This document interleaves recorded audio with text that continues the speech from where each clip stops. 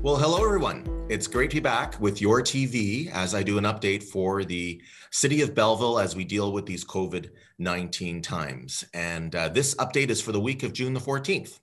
And I'm coming from my office here on the fourth floor at City Hall. And you can see over top of my left shoulder, so I guess right on your screen, that is the campaign platform that I ran on in the 2018 election. And I have it on the wall so I can be reminded of the things I said that I'd be working towards for residents. I'm happy to be able to check off a number of those items on the list. We're actually doing quite well when it comes to what we had spoken about and what we promised that we would take action on and what we've done. So I'm really, really pleased with that. Today, I'm going to start off with the update on the numbers in our region when it comes to the COVID-19 virus. And I'm happy to say that while we have more cases this week than last week we had 0 active cases when I did my update. I did say that those numbers would go up and down over the next weeks. And today we have 5 active cases in the region. There is only 1 person that is in hospital. Good news, we've got 0 people in the intensive care unit, and we've got 0 people on a ventilator. So that is wonderful news. Other really, really good news, we're through 150,000 tests. People that have been tested for COVID-19 in our region since the beginning of the outbreak. And that's an important number because that's how we've been able to prevent community spread. We get people tested quickly, we get the results of them. If they have COVID, then the contact tracing team kicks into action where they are able to reach out and get in touch with everybody who may have been in proximity or in contact with that individual so that they can reduce their interactions and get tested. And that has kept our spread really, really low. So that is great.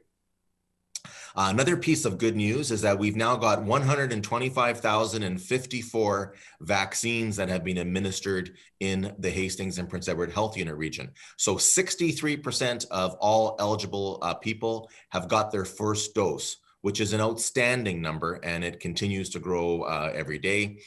Included in that 125,000 is 18,658 people, or 11% of our population, are fully vaccinated. That means they've got both their doses, and that is excellent news. So I would encourage you to continue to, if you haven't been vaccinated, to get out and to register. You can go to the online portal that the province of Ontario has set up. Here is the website address for how you can go to book your vaccine appointment. And every week we've had further information about eligibility for the second vaccine. So now they were having it to be 12 weeks between the first and the second dose. That is now being reduced to 8 weeks. So you can go on and book. And I know that some people have found it to be a little more difficult. Others have found it to be a complete breeze. Regardless, keep trying. And we want to get you vaccinated as soon as possible because that is what will take us to the current step 1 reopening relaxations to step 2 and step 3. So that's great news. This week, Belleville Council had a meeting on Monday the 14th, and there was a lot of business that we conducted. Some of the highlights include, thanks to our partners at the federal and provincial government, we are proceeding with replacing 3 playgrounds with the equipment. And this is funded by the federal government at 80% and 20% by the provincial government. So thank you very much to our MP Neil Ellis and our MPPs Todd Smith and Daryl Kremp. We are replacing the equipment in Hague Park, just off of Hague Road on the east end of Belleville. Also a little farther to the west, the Stanley Parkette.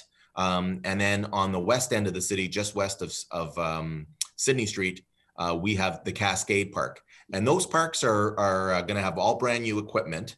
And we're really proud of how we made the decision on what equipment should go there. We had an online process in which residents were invited to come to a meeting, a virtual meeting, and the companies actually presented different concepts and residents voted. And they chose what types of playground equipment they want. Some areas they wanted playground equipment for a little older children, some for less. Some were more active, some a little bit more stationary. So this is great. I'm particularly proud of the Hague Park redevelopment that we'll be doing.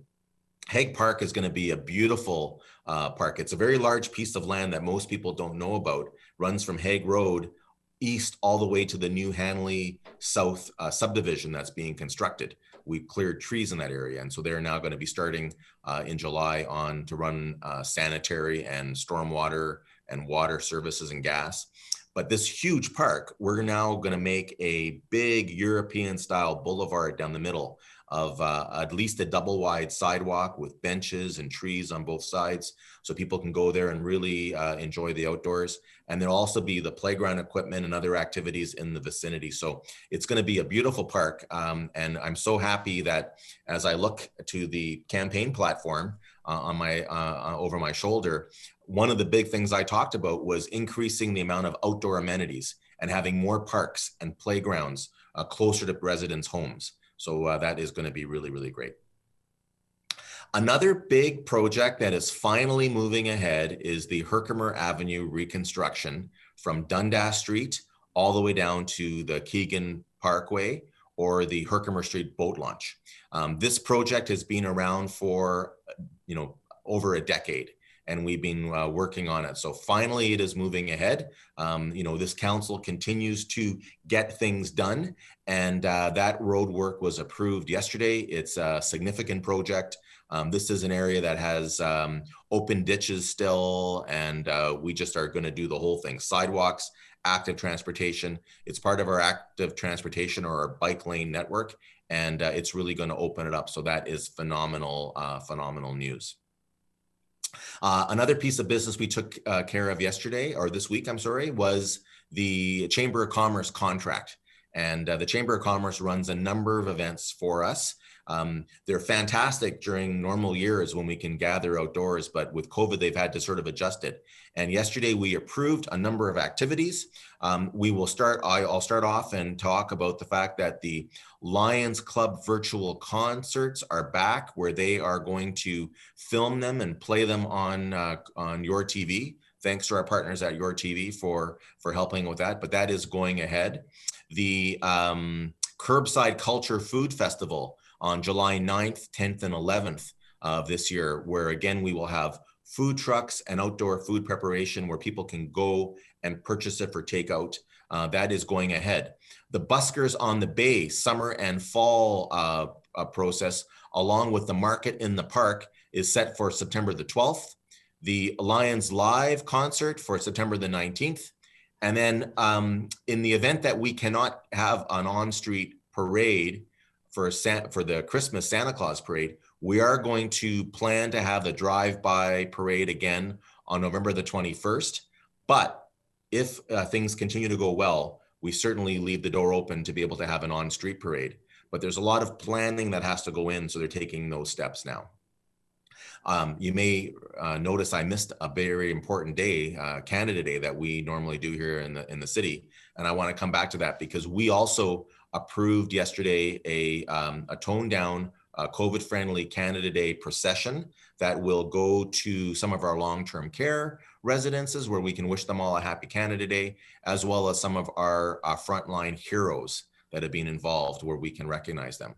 There was considerable discussion about what we should do about Canada Day because there are increasing calls for us to cancel it this year in light of the,